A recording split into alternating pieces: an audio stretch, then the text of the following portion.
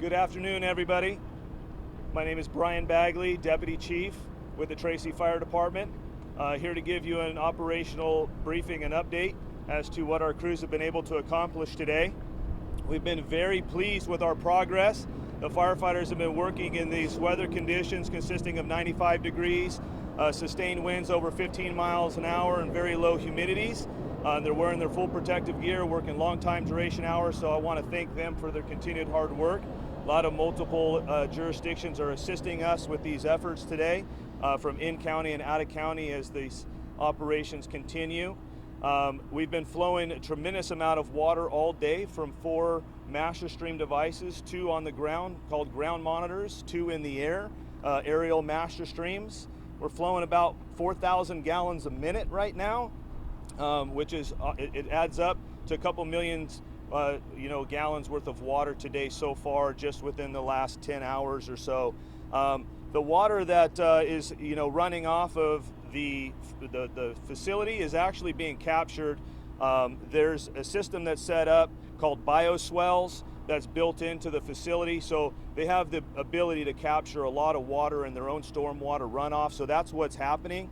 Outside of that, if it breaches that maximum containment, here in the International Park of Commerce, where all of these large distribution centers are, they actually have it privately owned, where there's an additional detention basin that this water will be running to. And we will continue to work with environmental health and public health officials to do some sampling. That sampling has not happened yet. We've engaged our hazardous materials division, who's been working with all of our allied agencies from county OES and the EPA, public health, and Valley Air Pollution Control has been doing a tremendous job.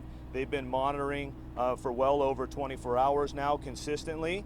Very happy to report that the plume modeling that we just did, the predictive modeling, we've been having very favorable wind directions with this sustained winds, and it's keeping the smoke column that's behind me away from the residential area up to about a half mile right now. So hopefully the winds continue to work in our favor.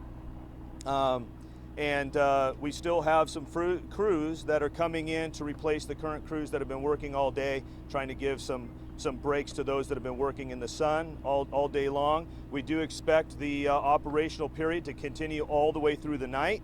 As you can see, the density and the volume of smoke has changed drastically from this morning at 8 o'clock.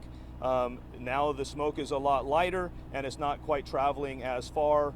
And so those are all benefits for this long-term duration that we're dealing with. The fire is still under investigation in coordination with our fire marshal as well as the ATF. And this afternoon, I have the mayor, Dan Ariola, and Sergeant Mike Richards from the Tracy Police Department that are available, and the mayor would like to say a few words. I just want to say thank you all for being here, and I just want to take a moment to recognize our fire, police, and emergency responses. We had such an incredible collaborated effort, and there were so many partner agencies that came to our aid, and I just want to take a moment to say thank you for the assistance to our community. At this time, while the fire's been contained here, we want to recognize that there may still be some concerns, particularly when it comes to air quality. Earlier today, I had an opportunity to meet with the San Joaquin Office of Emergency Services, and they're encouraging us to look at their resources at airnow.gov. The community can get the most up-to-date information and the particular guidelines that go. At this point, there are some portions of the city that have some moderate concerns, so please check airnow.gov for the most up-to-date air quality instructions. On behalf of the City of Tracy, we also are now currently street sweeping some of the debris that has occurred through this. That will continue, but we are asking residents at this time to please not touch the debris. We are working with the County Office of Emergency Services to see what the best guidelines are, but at this time, we're asking our residents to please not touch the debris that may be near their homes. Any updated guidance will come from sjready.org, so please also check that for up-to-date guidelines. And on behalf of the entire community, the City of Tracy is very resilient. We are so thankful for our law enforcement, fire, public health partners, and we know that we'll get through this together. Thank you. and we're open to answering some questions. Deputy Chief Begley, can you tell me about the missions to go in and get the medical supplies out today, how that went? Do you have any idea how many? And then also on the, earlier today you said that the fire inspections passed on the systems back in January for the sprinklers, the hydrants, the pumps. Anything new on that this afternoon on why they might have failed when they're needed most? So I'll start with the fire systems. It's still under investigation with the fire marshal. As you can imagine, an incident of this scale and magnitude of the complexity of the building being over 1 million square feet, lots of questions, and they're starting at square one, and so we haven't gotten to that particular answer yet as why the systems failed. As far as getting some of those trucks that had commodities and goods ready to be shipped out for services, that did happen. There was probably anywhere from 10 to 15 tractors and trailers that were removed from the property today.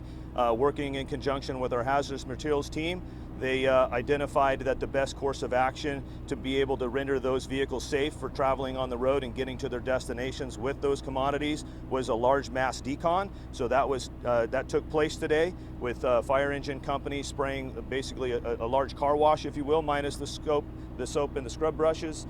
And that water was retained, and we made sure that it stayed on site and it did not get into the municipal storm drain system. Deputy Chief, could you talk a little bit more about the outside inspection system for the suppression system? Maybe who did that inspection, why those tests are outsourced, what was the outcome, and if you think maybe anything had to be corrected and what that might be? Sure, so it's a third-party testing company. The owner and occupant of the building gets to choose who that contractor is. So we don't govern it or tell them specifically who that has to be, and there's multiple agencies that will be available to conduct that testing. When they select that company and the company is moving their way through that process, they engage with a fire permit, an operational fire permit, our community risk reduction division, and so our inspectors are there to kind of witness and sign off that the testing was done correctly in accordance to the standards.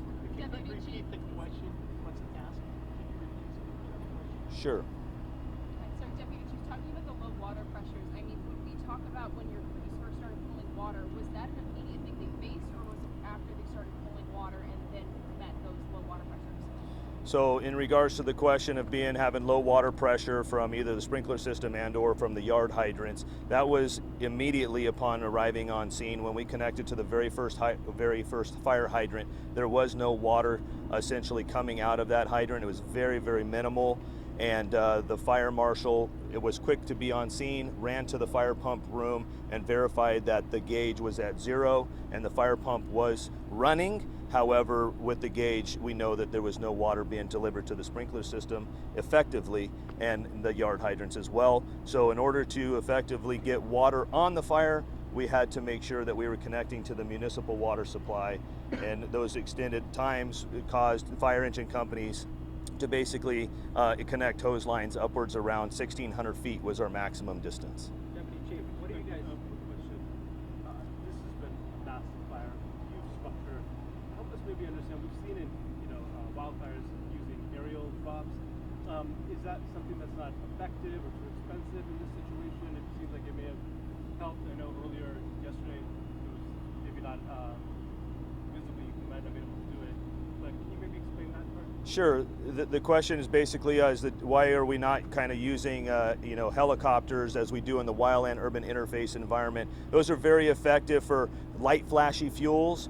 They don't burn very long. They burn hot, but they burn very rapidly. And the materials, of course, of this type 1 construction here, this distribution center is very robust, and so in order to penetrate, it's a lot of water that it takes. So that's why we're utilizing the aerial devices and the ground monitors to apply water application. Some helicopters are dropping just a couple hundreds of gallons, and they got to circle back and find their water source. So it's not very it's very time consuming and not very effective in this particular fire engagement.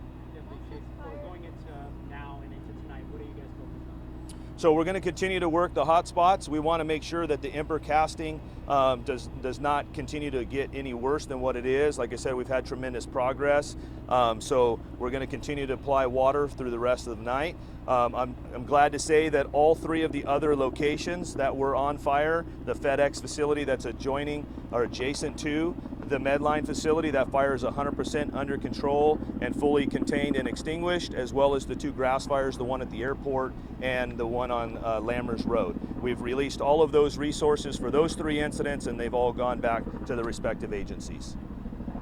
Once the fire is put out, is the building just done for? It's already gutted? There's no safety? There's a total loss. There is no saving the building. Thank you. I appreciate you guys being here. Social media video circulating. Have you taken a look at Thank that? you. Mayor, what is your message to the city of Tracy right now? Essentially for the city of Tracy, we're just asking that you continue to work with our law enforcement partners with the public health guidelines. Again, looking at sjready.org has some of the most up-to-date guidelines. And for any of those displaced workers, we want to encourage them to look into some available county resources, specifically with County WorkNet. It's available at sjcworknet.org. Thank you.